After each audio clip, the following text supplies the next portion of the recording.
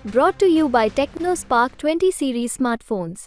बाड़मेर जैसलमेर के लोकसभा चुनाव को लेकर लगातार पल पल परिस्थितियां हैं वो बदल रही है। अब देखिए, राजस्थान के मुख्यमंत्री भजनलाल शर्मा आज से 7 दिन पहले लगातार रविंद्र सिंह भाटी को मनाने में जुटे थे। जब रविंद्र सिंह भाटी नहीं माने तो उसके बाद में कहीं ना कहीं बीजेपी को यह लगा कि यहां पर स्थिति थोड़ी सी कमजोर हो सकती है। तो ऐसा बताया जाता है कि केंद्रीय मंत्री और बाड़मेर जैसलमेर के प्रत्याशी है कैलाश चौधरी है, वो अचानक ही 2 या 3 दिन पहले ही बताया जाता है कि दिल्ली चले गए। वहां पर बीजेपी के बड़े बड़े नेताओं के साथ में मीटिंग की और इन तमाम चीजों को लेकर फीडबैक दिया कि किस तरीके से बीजेपी के जो बागी विधायक है वो कहीं ना कहीं लोकसभा चुनाव के अंदर बीजेपी को एक बड़ा नुकसान पहुंचा सकते हैं। और पूरे दिन तक लगातार ऐसा बताया जाता है कि दिल्ली के अंदर कैलाश चौधरी की मुलाकातों का दौर चला और आखिरकार यह तय हो गया। डॉक्टर प्रियंका चौधरी जो कि बाड़मेर से निर्दलीय विधायक है, उनके साथ में पार्टी ने अभी तक ऑफिशियली तौर पर कोई बातचीत नहीं की थी।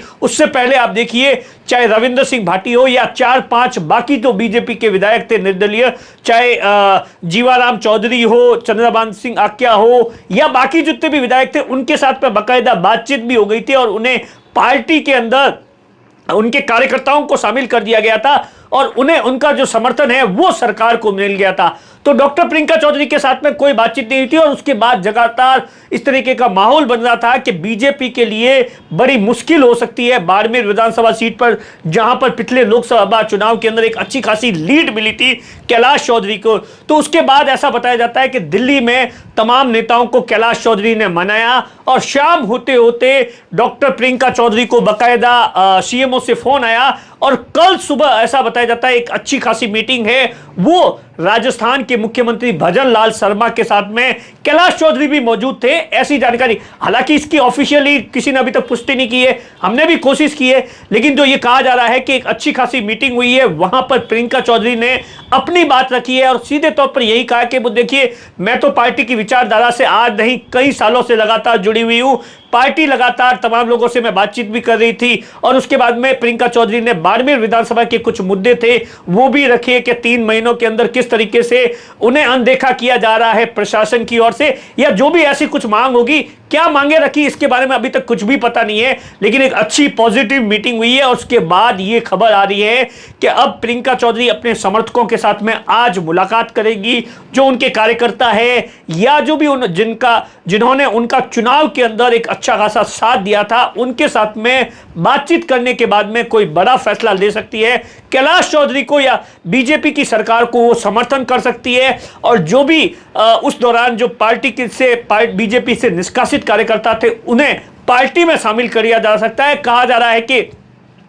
जब 28 तारीख को कैलाश चौधरी है वो नामांकन पत्र दाखिल करेंगे, उस समय प्रियंका चौधरी उनके मंच पर मौजूद हो सकती है, ऐसी जानकारी। और इसके अलावा भी आप देखिए, प्रभा चौधरी जो कि राजस्थान यूनिवर्सिटी की अध्यक्ष रह चुकी है, लगातार पिछले 5 सालों से लगातार कांग्रेस के टिकट मांग रही थी, लेकिन कांग्रेस की ओर से कोई रेस्पॉन्स नहीं किया गया। तो प्रभा चौधरी ने अपने परिवार या समाज के बाकी जो लोग थे उनके साथ, छोटू सिंह जो कि जैसलमेर से विधायक है, उनके साथ में कल है वो बाकायदा राजस्थान के मुख्यमंत्री से मुलाकात की है और बीजेपी की जो प्रदेश अध्यक्ष है उनसे मुलाकात की और बीजेपी ज्वाइन कर दी है। इस तरीके की खबर है।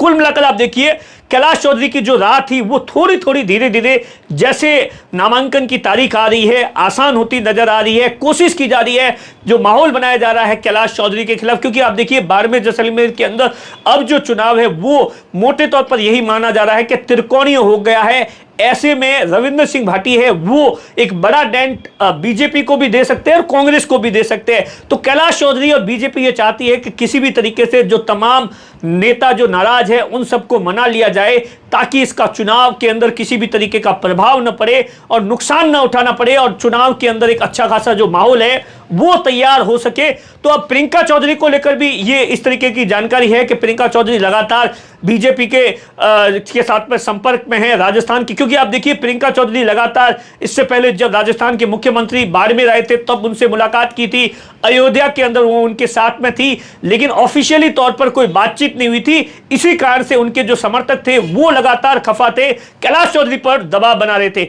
अब देखते हैं अगले 2 दिनों के अंदर क्या कुछ होता है डॉक्टर प्रियंका चौधरी के बारे में। नमस्कार साथियों।